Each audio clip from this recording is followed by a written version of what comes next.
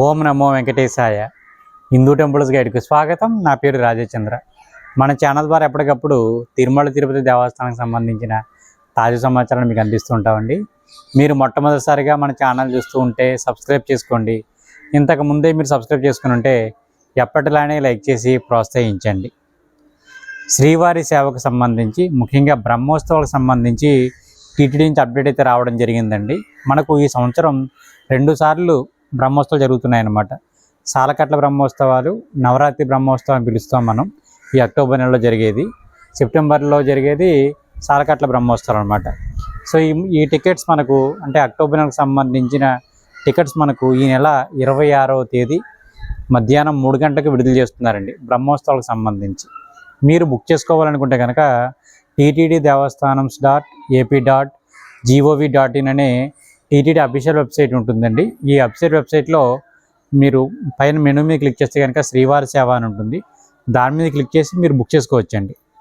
గుర్తుపెట్టుకోండి, ఈ బుకింగ్ చేసే సమయంలో మనకు 2 రకాలుగా ఉంటుందండి. ఒకటి ఏంటంటే సింగిల్గా బుక్ చేసుకోవచ్చు, లేదా గ్రూప్గానే బుక్ చేసుకోవచ్చు. సో ఇద్దరు కానీ ముగ్గురు కానీ చేసుకోవాలంటే కనుక వీలు పడదండి. ఎవరికి వాళ్ళు చేసుకొని అక్కడికి వెళ్ళిన తర్వాత మేము ముగ్గురం కలిసి వచ్చామంటే కనుక వాళ్లకు ఒకే ప్లేస్లో వేయడానికి వాళ్ళు చూస్తారనమాట. భార్యాభర్తలు ఉన్నామండి, ఇద్దరం ఎలా చేసుకోవాలని అడుగుతూ ఉంటారు. సో మీరు వెళ్ళాలనుకుంటే కనుక ఎవరి మొబైల్లో వాళ్ళు చేసుకోండి, అక్కడ వెళ్ళి కలిసి రిపోర్ట్ చేయండి. ఓకేనా? బ్రహ్మోత్సవాలకు సంబంధించి మీరు బుక్ అవ్వాలంటే కొన్ని జాగ్రత్తలు తీసుకోవాలండి. ముందుగా మీరు మీ టీంలో ఎవరైతే ఉన్నారో వాళ్ళు 50 years లోపు ఉంటే వాళ్ళు చూసుకోండి. 50 years దాటితే కనుక ఈ సేవ అనేది బుక్ అవ్వదండి. 50 years దాటకూడదు అనమాట. ఓకేనండి. ఇంకొకటి, మీరు కొత్తగా రిజిస్టర్ చేసుకోవాలనుకుంటే కనుక నేను ఇందాక చెప్పినట్టుగా మనకు టీటీడీ వెబ్సైట్లోకి వెళ్తారు. మీరు శ్రీవారి సేవలో అక్కడ గ్రూప్ బుకింగ్ ఉంటుంది. దాని మీద క్లిక్ చేసిన తర్వాత ఫస్ట్ ఎవరైతే రిజిస్టర్ చేసుకుంటారో వాళ్ళు టీమ్ లీడర్ అనమాట.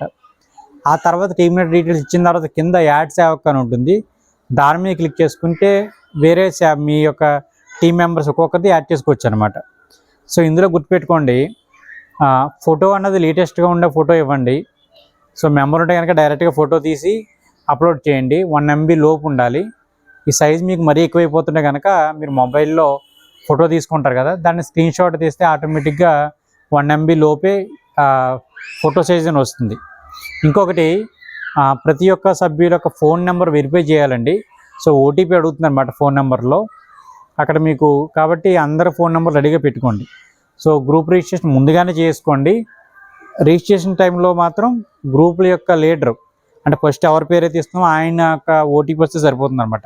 మిగిలిన వాళ్ళ నెంబర్లే OTPలు అడగదండి. రిజిస్ట్రేషన్ సమయంలో మాత్రమే అడుగుతుంది. మీరు ఒకవేళ ఎవరన్నా సభ్యులు రాను అనుకుంటే కనుక మీరు అక్కడ రిజిస్ట్రేషన్ టైంలో అయిపోయిన తర్వాత అక్కడ మనకు డిలీట్ ఆప్షన్ కూడా ఇచ్చారు. ఆ మెంబర్ మీరు డిలీట్ చేసుకొచ్చండి. ఓకేనండి. ఒకవేళ ఎవరైనా సరే మీ దాంట్లో చదువుకుని ఉండి రేపు పరకామణి సేవ కూడా వెళ్దాం అనుకుంటే కనుక మీరు ముందుగానే ఏం చేయాలంటే కింద మనకు డీటెయిల్స్లో ఎడ్యుకేషన్ క్వాలిఫికేషన్ సంబంధించిన డీటెయిల్స్ అడుగుతారండి. సో మీరు ఏం చేస్తారంటే ఎడ్యుకేషన్ క్వాలిఫికేషన్ సంబంధించిన డీటెయిల్స్లో వాళ్ళ క్వాలిఫికేషన్స్ ఇవ్వండి. కింద వాళ్ళ 10th క్లాస్ సర్టిఫికేట్ని మీరు అప్లోడ్ చేయండి. సో అప్పుడు తర్వాత వాళ్ళు కావాలనుకుంటే పరకామణి సేవ కూడా అప్లై చేసుకోవచ్చు అనమాట అండి. ఓకేనండి. ఈ మనకు సేవ వచ్చేసి మనకు 3 గంటలకు రిలీజ్ చేస్తున్నారు. 26వ తేదీ మధ్యాహ్నం 3 గంటలకు బ్రహ్మోత్సవాలకు సంబంధించి. బ్రహ్మోత్సవ సేవ 3 గంటలకు అయిపోయిన తర్వాత అక్టోబర్ నెలకు సంబంధించిన కోట 4 గంటలకు విడుదల చేస్తున్నారు అనమాట. సో మిగిలిన రోజులకు సంబంధించి మనకు 4 గంటలకు విడుదల చేస్తున్నారు. అప్పుడైతే కనుక అందరూ బుక్ చేసుకోవచ్చండి. 50 సంవత్సరాలు దాటినా ఇబ్బంది ఏమీ లేదు. కోట వచ్చేసి మనకు ఏజ్ లిమిట్ వచ్చి 18 నుంచి 60 సంవత్సరాల వరకు అవకాశం ఉందండి. మిగిలిన సేవలు అంటే పరకామణి సేవ కానీ, నవనీత సేవ కానీ, ఈ సేవలు కూడా మనకు మధ్యాహ్నం 4 గంటలకి విడుదల చేస్తున్నారండి. ఇక రిపోర్టింగ్ టైం మీరు గుర్తుపెట్టుకోండి, మనకు మీరు తిరుపతి కనుక బుక్ చేసుకుంటే సేవలో మనకు తిరుపతి, తిరుమల 2 చూపిస్తాయండి.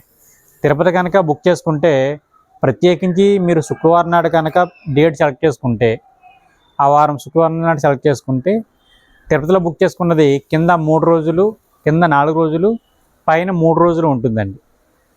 శుక్రవారం కాకుండా మంగళవారం సెలెక్ట్ చేసుకున్నారనుకోండి, కింద 3 రోజులు అంటే తిరుపతిలో 3 రోజులు, కొండపై 4 రోజులు ఉంటుంది.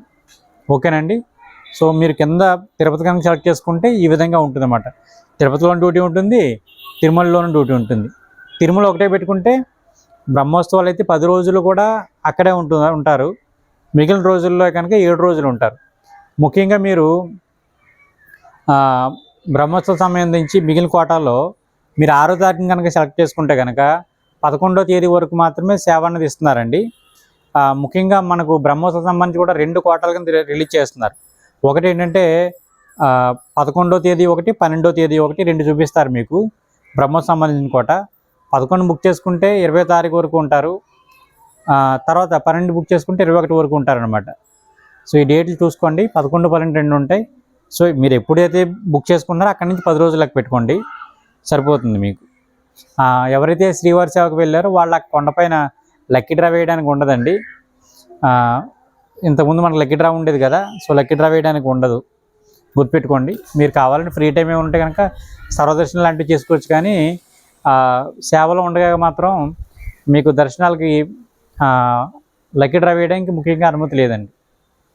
ఇక ఫస్ట్ టైం వెళ్ళే వాళ్ళు తీసుకోవాల్సిన జాగ్రత్తలు ఏంటంటే, మీరు డ్యూటీ అయిపోయిన తర్వాత స్కార్ప్ ఏవైతే ఉందో అది జేబులో పెట్టుకుని మీరు అటు ఇటు తిరగొచ్చండి. డ్యూటీ అయిపోయిన తర్వాత మాత్రం స్కార్ప్ మాత్రం మీరు ఏం చేస్తారంటే బయట యూజ్ చేయకండి అసలు. ఇంకొకటి, ఈ మధ్యకాలంలో ఎక్కువ మంది ఇన్స్టాగ్రామ్లో పెట్టడానికి వీడియోలు అట్లా తీస్తారని చెప్పేసి టీటీడీ వాళ్ళు ముందే చెప్తున్నారు జాగ్రత్తలు. అలాంటి వాళ్ళందరినీ కూడా మేము బ్లాక్ చేయడం జరుగుతుందని హెచ్చరిస్తూ ఉన్నారు. కాబట్టి మీరు సేవలో ఉండగా అలాంటివి చేయకండి. సేవ అయిపోయాక మీ ఇష్టం చేసుకోండి. ఇంకొకటి, ఎవరి బెడ్ వాళ్ళకి ఉంటుందండి. సో ఆడవారికి విడిగా, మగవాళ్ళకి విడిగా ఉంటుంది. సేవా సదన 1, సేవా సదన 2 అని ఉంటాయి. ఈ సేవా సదన 2లోనే మీరు రిపోర్ట్ చేయవలసి ఉంటుంది. వెంగమాంబ వెనకాల మనకు వరాహస్వామి బస్ స్టాప్ అని ఉంటుంది కదా, దాని వెనకాలే ఈ మనకు సేవా సదన 1, సేవా సదన 2 అనే బిల్డింగ్స్ ఉంటాయి. సో మీరు అక్కడికి వెళ్ళి రిపోర్ట్ చేయవలసి ఉంటుంది. శ్రీవారి సేవ వాళ్ళు ఏ రోజు బుక్ చేసుకుంటే ఆ రోజు వెళ్తేనే సరిపోతుందండి. మీరు ముందు రోజు వెళ్ళి రిపోర్ట్ చేయని అవసరం లేదు. మీరు కావాలనుకుంటే సేవ అయిపోయిన తర్వాత ఆ మర్నాడు కూడా ఉండొచ్చు అనమాట. మీరు సేవ మీకు మధ్యాహ్నానికి అయిపోయింది అనుకోండి, మధ్యాహ్నం నుంచి ఆ మరుసటి రోజు మీరు ఖాళీ చేస్తానన్నా ఇబ్బంది ఏం బెటర్. మిమ్మల్ని దూర ప్రాంతాల నుంచి వచ్చిన వాళ్ళు, నైట్ టైము సేవ అయిన వాళ్ళు మీరు ఉండొచ్చు ఆ రోజు రాత్రికి, మర్నాడు ఖాళీ చేస్తే సరిపోతుందండి. చెప్పాను కదండి, మీకు ఏ రోజైతే బుక్ అయిందో ఆ రోజే వెళ్ళండి. 12 గంటల నుంచి రిపోర్టింగ్ ఉంటుంది మీకు. సో గ్రూప్ అయితే ఎవరైతే ఉన్నారో అంతమంది ఒకేసారి రిపోర్ట్ చేయవలసి ఉంటుందండి. ఎవరైనా ఒకరు మానేస్తే కనుక మీరు మరలా ఆల్ ప్లేస్లో వేరే వాళ్ళని తీసుకెళ్ళకూడదు. ఎంతమంది ఉంటే అంతమంది వెళ్ళి రిపోర్ట్ చేయండి. పరకమణి సేవలు మాత్రమే ఒకరోజు ముందుగా రిపోర్ట్ చేయవలసి ఉంటుంది. పరకమణి సేవ 3 రోజులు 4 రోజులు అని ఉంటుందన్నమాట అండి. ఇందులో ఏ గ్రూపు, బి గ్రూప్ అని ఉంటుంది. మనం ఏ బ్యాచ్, బి బ్యాచ్ అని మీరు బుక్ చేసుకున్న టైంలో ఇప్పుడు అన్ని బ్యాచ్లు ఒకటేనండి, ఒకటే చేయిస్తారు. మనకు చూపించడం అలా చూపిస్తున్నారు, కానీ బ్యాచ్లు అందరినీ ఒకేసారి మార్నింగ్ పిలుస్తున్నారు. ఆఫ్టర్నూన్ 1:30 ఆ టైం కల్లా మీకు డ్యూటీ అయిపోతుంది. తర్వాత మీరు ఫ్రీగానే ఉంటారండి. ఇంకేమైనా డౌట్ ఉంటే కనుక మీరు కింద కామెంట్ చేయండి.